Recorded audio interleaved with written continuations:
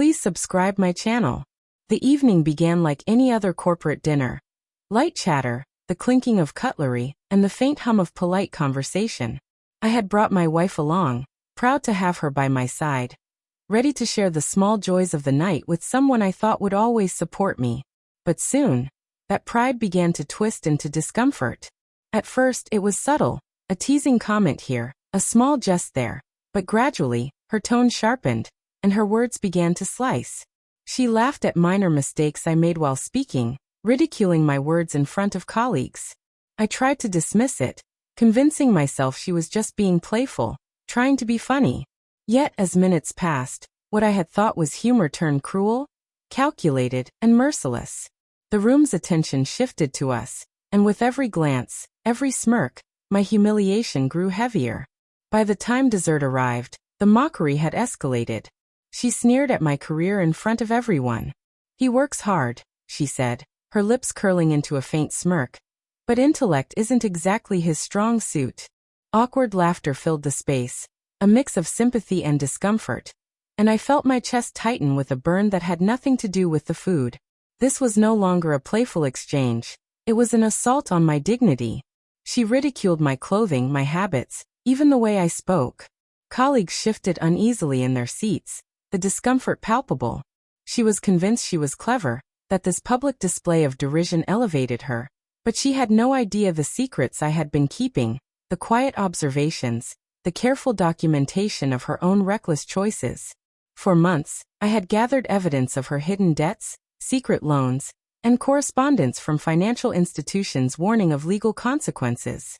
She believed her deceit had gone unnoticed, but I had waited patiently, storing proof for the exact moment her arrogance pushed me past the brink. That moment arrived as she unleashed yet another jab at me. I stood slowly, deliberately, letting silence stretch across the room. "I think we've had enough fun," I said, my voice calm but firm.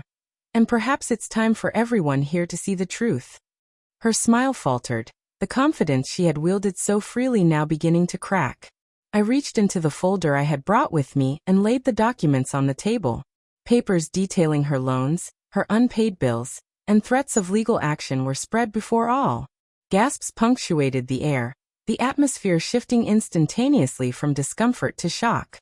"This is the woman who mocks me," I said steadily, my eyes scanning the room, meeting theirs. "While I work tirelessly, she gambles with our future. She calls me foolish, yet she hides in lies."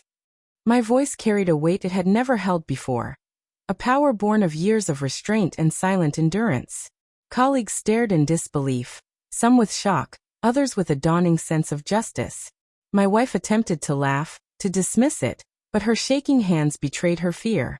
Excuses fell weakly from her lips, but the evidence was irrefutable. In that moment, a weight lifted from me.